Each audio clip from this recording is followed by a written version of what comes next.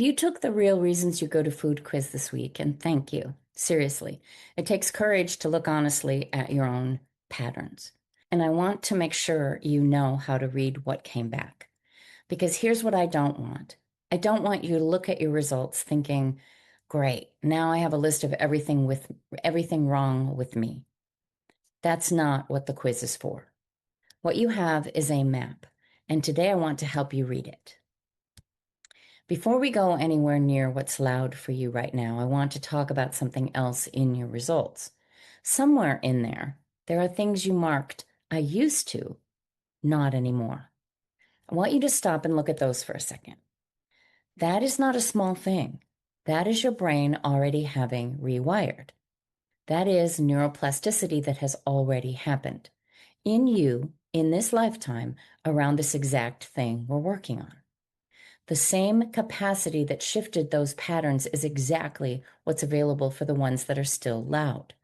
Your brain has proven it can do this. That's not nothing. That's everything. The quiz maps to 6 pattern families, and most people light up in 2 or 3 of them, which makes complete sense because your nervous system learned to use food in multiple ways for multiple reasons. Let me walk you through each one so you can quickly orient yourself.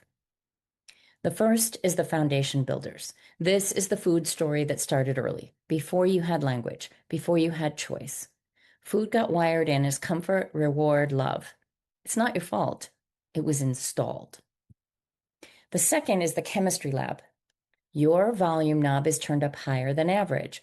You feel everything more intensely, and food became a reliable way to turn the volume down. This shows up as sensitivity, as anxiety, as emotions that feel too big for the container. The third is the emotional support specialist. Food became the friend who was always there. It doesn't judge. It doesn't leave. It doesn't require you to explain yourself.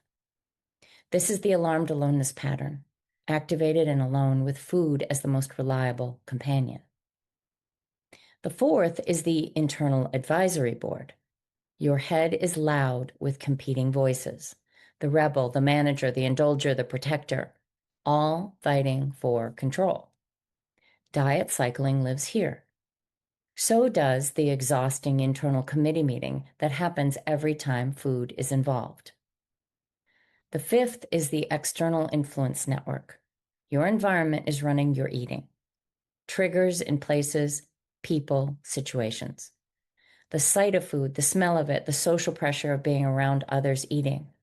Your internal wisdom gets overridden before you even have a chance to hear it. And the sixth, and this is my favorite, is the awakening observers.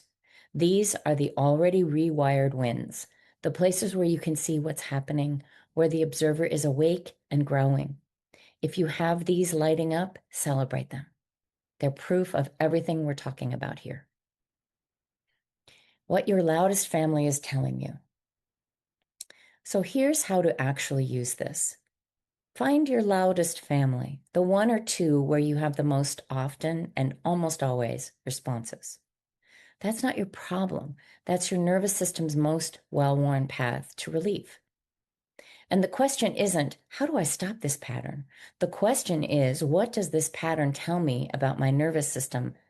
What does this pattern tell me about what my nervous system has needed and what it might need instead? A foundation builder needs to understand that early wiring is real and not their fault, and that new wiring is possible.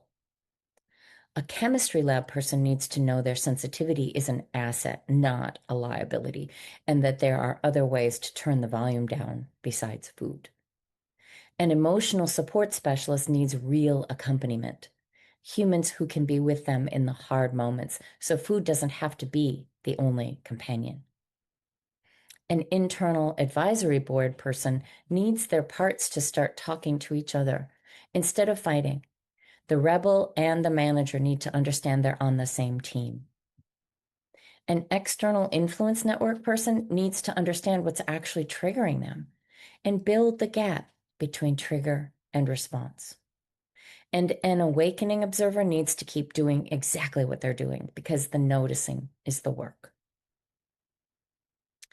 our bridge to Saturday. This is exactly what we're going to work with on Saturday. Not a meal plan, not a list of foods, a plan that's built from your actual data, your loudest patterns, your nervous system's specific needs, your own inside view of what's actually been happening. Bring your quiz results, bring what landed today, and bring whatever you've noticed this week about which jobs food has been doing for you. This is your raw material. Saturday, we start building something real from it.